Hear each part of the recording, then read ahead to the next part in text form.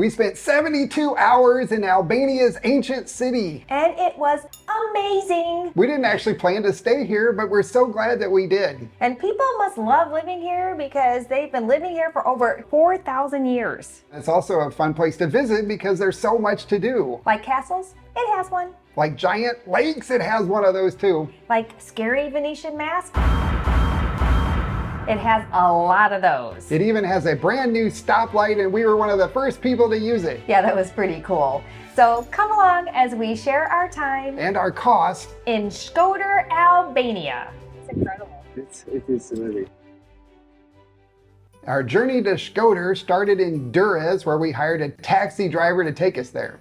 It took over 2 hours. There was a lot of traffic. We could have taken a bus and that would have been less expensive, obviously, but it would have taken even longer. And I don't think, poor JP, I don't think his back could have handled it. Yeah, if you're new to our channel, one of the reasons we're doing this right now and traveling the world is because my back is so bad it almost killed me back in 2015. So that's why we're doing this. We're living life now. Yes, we are. It was weird too when we left Durrës because the sky was like a weird color, kind of this yellow hazy color, and I thought there was a fire maybe, or maybe it was some weird rain, but people said it was actually sand from the Sahara. Yeah, we had really high winds leading up to that drive, and that's what they told us. We don't know if that's true or not, so let us know in the comments if it really was sand from the Sahara. Shkodër is known as Albania's ancient city because people have been living there since the early Bronze Age. Yeah, over 2,000 years. It's just incredible. There's so much to see and do there. It's only about 20 minutes from the beach on the Adriatic. The other side, you have the Albanian Alps.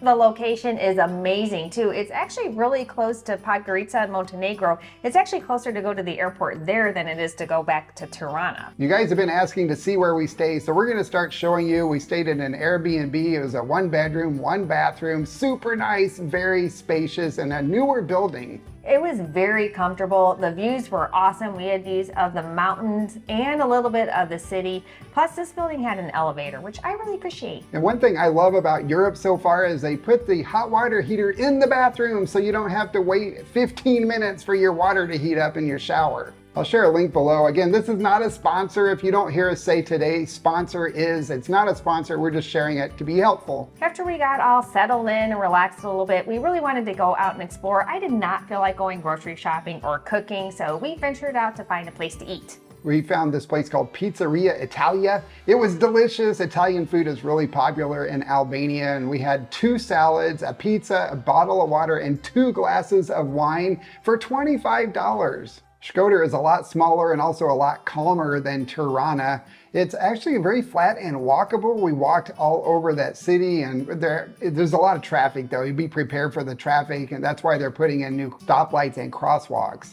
Yeah, they're actually doing a lot of construction around the city, so be prepared for that as well, because the street that we're staying on, they were in the process of repaving that. And they're also fixing up the buildings. I gotta be honest, when we first drove in, I was like, oh, I don't know, because some of the buildings look kind of old and like just dirty and kind of run down. But then our tour guide, who you guys will meet later in the video, told us that they are in the process of refinishing all of the buildings. I like seeing all the people riding their bikes. I was very impressed by the older people riding their bikes, considering we've been walking all the time. Everybody's in good shape. It's one of the most bike-friendly cities in Europe. They have bike lanes everywhere, and one of our drivers told us that he rides his bike everywhere unless he's driving somebody somewhere. People there are so friendly too. We were walking down the street and this elderly man stopped us because he heard us talking in English, and he asked us where we were from. And I said, we're from the US. And he's like, I just want to thank you so much. Your president, Woodrow Wilson, is the reason Albania exists today. And in case you don't know, he was the president after World War I. So they're still thankful for that. Yeah, he was very welcoming. He said, we're always welcome, and Americans, and of course other people too, you're always welcome. They're a very, very welcoming culture.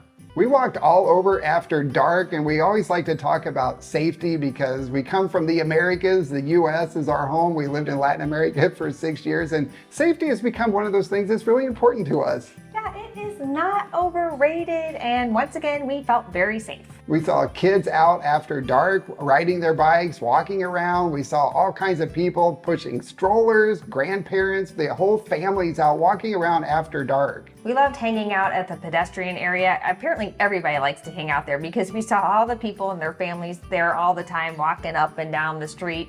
But it's really nice because they have a variety of bars and restaurants and tourist shops and regular shops and all sorts of stuff you can do. And they even have the mosque and the church. Yeah, one evening we had a drink down there and we just watched the same people walking back and forth in front of us. They just did loops around this pedestrian area. I told Amelia, it reminds me of when I was a kid, we used to go cruising the Fe in Olathe.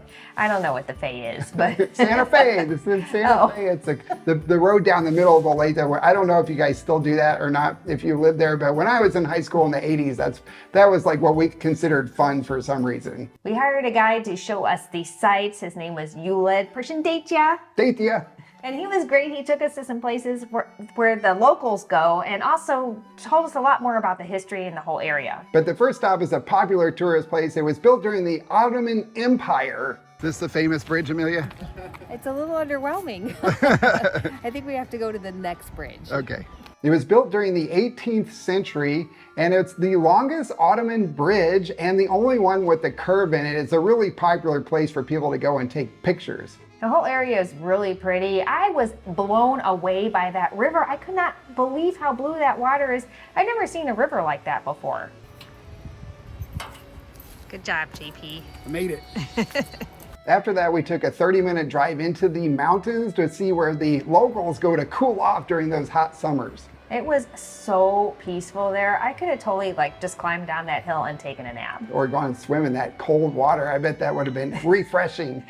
They do swim in there in the summertime. After that, we went from north to south to Shkodër Lake, and it was beautiful and also very peaceful. Yeah, there are a lot of little towns along the water there. You can go walk through, get lunch, walk along the boardwalks, take pictures of the lake and the mountains. It's so cool. And they swim in that as well. So yes, people who have been asking, you definitely can swim out there. There's an unfinished castle in that area too, because Albania was a kingdom for 11 years until 1939. And there's a house that is unfinished. It was kind of built on a little island out there too. That was built by one of the former communist leaders.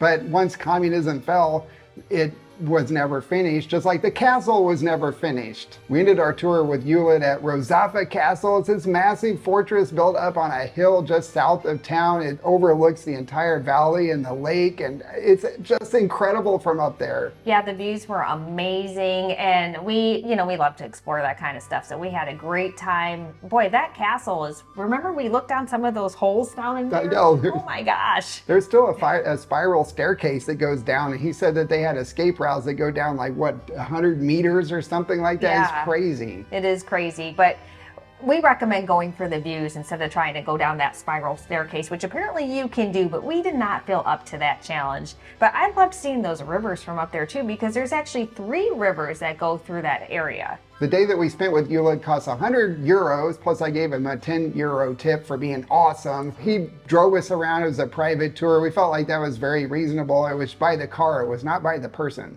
Yeah, and tipping is not expected there, but it is appreciated, and the norm is 10%, or if you're eating at a restaurant, then you normally just round up. The next day, we took ourselves on a tour to the Venetian mask factory. Yeah, that still kind of baffles me. I cannot believe there is a place that actually makes these intricate, amazing pieces of art that are made out of paper mache in this little town in Albania that they sell all over the world. And the guy, the owner there, was telling us they even sell them in Las Vegas. Yeah, and they're one of the largest suppliers of the Venetian masks that you find in Venice. That's where most of those handmade masks come from, not the cheap ones that are mass produced in other countries. These are all handmade. We even got a tour of the little mask factory. Unfortunately, we went on a Sunday and Saturday. It was a Saturday. We went on a Saturday and there was nobody working that day. So if you want to take that tour, we recommend going during the week when the workers are in there. Yeah, and it's a really small tour, so it's not going to be like a full 8-hour massive factory because it's a small local business, but I think they do have a pretty good sized thing going on there.